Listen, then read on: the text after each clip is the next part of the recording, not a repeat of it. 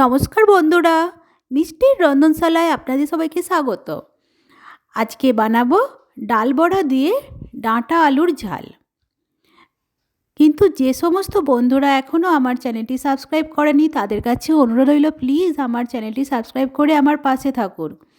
আর পুরনো বন্ধুদের অনেক ধন্যবাদ আমার পাশে থাকার জন্য। এটা একটা নিরামিষ রেসিপি। নিরামিষ দিনে অবশ্যই একবার এই রেসিপিটা ট্রাই করবেন, খুবই ভালো লাগবে। চলুন চটপট রেসিপিটা দেখে নেওয়া যাক। প্রথমেই আমি আগের দিন রাত্রিরে মটর ডাল ভিজিয়ে রেখেছিলাম। আমি এটাকে ভালোভাবে ধুয়ে নিয়েছি। এবার একটা মিক্সির জারে এটাকে পেস্ট করে নেব। মিক্সির জারে আগে ডালটা দিয়ে দিলাম, তারপর এতে আদা দেবো আর কাঁচা লঙ্কা দেবো। এই দিয়ে পেস্ট করে নেব। যতটা সম্ভব কম জল দিয়ে পেস্ট করবেন, তাহলে ডাল বড়াটা খেতে খুবই ভালো হবে। এতে দেব হাফ চামচ পরিমাণে মৌরি আর হাফ চামচ কালো জিরে আর পরিমাণ মতো নুন। তারপর এটা ভালোভাবে ফেটিয়ে নেব। এইভাবে হাত দিয়ে খুব ভালোভাবে ফেটিয়ে নিতে হবে, তাহলে ডাল বড়াটা ভিতর থেকে ফাঁপাও হবে আর খেতেও খুব ভালো হবে। এবার আমি কড়াতে সরষের তেল দিয়ে দিলাম। তেলটা একটু বেশি করেই দিতে হবে, কারণ ডাল বড়াগুলো ভাজতে হবে। তেলটা গরম হয়ে গেলে এইভাবে আগে গায়েতে নাড়িয়ে নেব।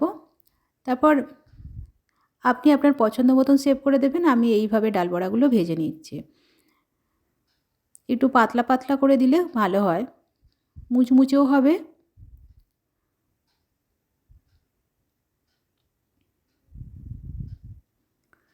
এর মাঝে আমি আলুগুলো এইভাবে কেটে নিয়েছি ঝালের আলুর মতন, আর ডাঁটাগুলো কেটে ভালো করে আঁশ ছাড়িয়ে ধুয়ে রেখেছি। এক পিঠটা হয়ে গেলে অন্য পিঠটা ভেজে নেব, ততক্ষণ আমি মশলাটা রেডি করে নিই। আমি এখানে 2টো টমেটো নিয়েছি, আদা আর কাঁচা লঙ্কা পেস্ট করে নেব।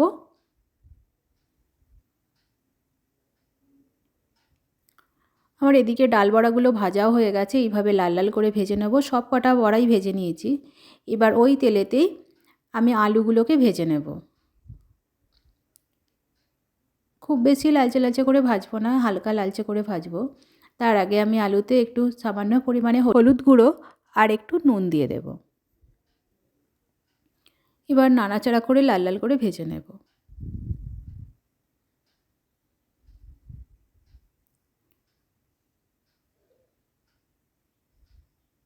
ভাজা হয়ে গেছে, আমি এবার তুলে নেব।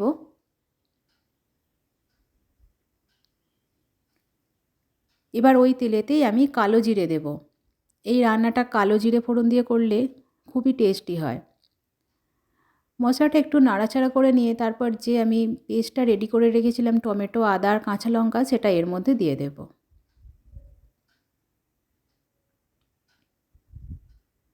দিয়ে একটু মশলাটা তেলেতে নাড়াচাড়া করব যতক্ষণ না টমেটোর কাঁচা গন্ধটা যায়। তারপর আমি আস্তে আস্তে এর মধ্যে হলুদ গুঁড়ো, লঙ্কা গুঁড়ো, 1 চামচ পরিমাণে ধনে গুঁড়ো আর হাফ চামচ জিরে গুঁড়ো দিয়ে দেব। এই সময় আমি হাফ চামচ চিনিও অ্যাড করব। চিনিটা দিলে কালারটাও ভালো আসে আর টেস্টটাও খুব ভালো আসে। তারপর আমি মশলাটাকে খুব ভালোভাবে কষাবো। মশলাটা কষাতে কষাতেই সাইড থেকে তেল ছেড়ে দিয়েছে। নিচেটা একটু লেগে যাচ্ছিলো, আমি তাই মিক্সির বাটি ধোয়া জলটা একটু দেব, দিয়ে মশলাটা আর একটু ভালো করে কষাবো।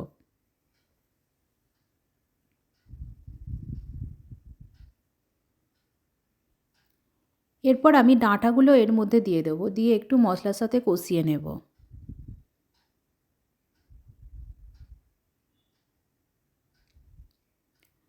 নিরামিষ দিনে আপনারা অবশ্যই একবার এইভাবে এই রেসিপিটা ট্রাই করে দেখবেন, খেতে খুবই ভালো হয়। আর সজনে ডাঁটা তো খুবই উপকারী। আমি এই সময় আলুগুলোও দিয়ে দিলাম। আলুগুলো দিয়ে আমি একটু নাড়াচাড়া করে নেব।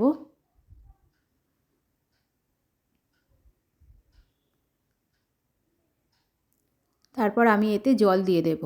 জলটা একটু বেশি করেই দিতে হবে, কারণ ডাল বড়াটা দিলেই জলটা অনেকটা ঝোলটা টেনে নেবে, একদম শুকনো শুকনো হয়ে যাবে। আর এটা শুকনো শুকনো ভালো লাগে না, একটু জুসি জুসি হলে ভালো লাগে খেতে। এর মধ্যে আমি নুন দিয়ে দেব। যেহেতু আলু ভাজার সময় আমি একটু নুন দিয়েছিলাম, তাই নুনটা একটু দেখে শুনে দিতে হবে। এবার ঝোলটা ফুটে উঠলে আমি কিছু বড়া এরকম কুচি কুচি করে কেটে নিয়েছি, সেগুলো এর মধ্যে দিয়ে দেব। এইভাবে ডাল বড়া একটু কুচিয়ে দিলে তরকারির টেস্টটা আরও বেড়ে যায়। আর কিছু বড়া গোটা রেখে দিয়েছি, সেগুলো আমি শেষে দেব। এবার চাপা দিয়ে আমি রান্না করব। ঢাকনাটা খুলে নিয়েছি, আমি দেখব আলু সেদ্ধ হয়েছে কিনা।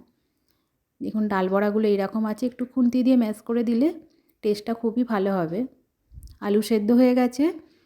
এরপর আমি এতে একটু চিনি দেব। নিরামিষ রান্না একটু মিষ্টি মিষ্টি হলে খুবই ভালো লাগে।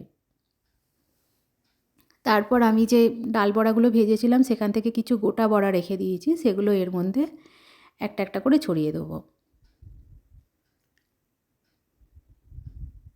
আমি ডাল বড়াটা দিয়ে ঘাঁটবো না, শুধু জাস্ট নিচেটা একটুখানি নাড়িয়ে নেব যাতে লেগে না যায়। এবার গ্যাসটা বন্ধ করে চাপা দিয়ে স্ট্যান্ডিং টাইমে 5 মিনিট রেখে দেব। দেখুন কত সুন্দর হয়েছে, কালারটাও ভালো হয়েছে আর টেস্টটাও খুব সুন্দর হয়েছিল। আপনাদের যদি আমার এই রেসিপিটা ভালো লেগে থাকে তাহলে প্লিজ একটা লাইক দিয়ে দেবেন, আর কমেন্টে অবশ্যই জানাবেন আপনাদের এই রেসিপিটা কেমন লাগলো। তাহলে নিরামিষ দিনে আপনারাও এরকমভাবে বানিয়ে ফেলুন ডাল বড়া দিয়ে ডাঁটা আলু বড়ির ঝাল, অবশ্যই আপনাদের ভালো লাগবে। ধন্যবাদ পাশে থাকার জন্য।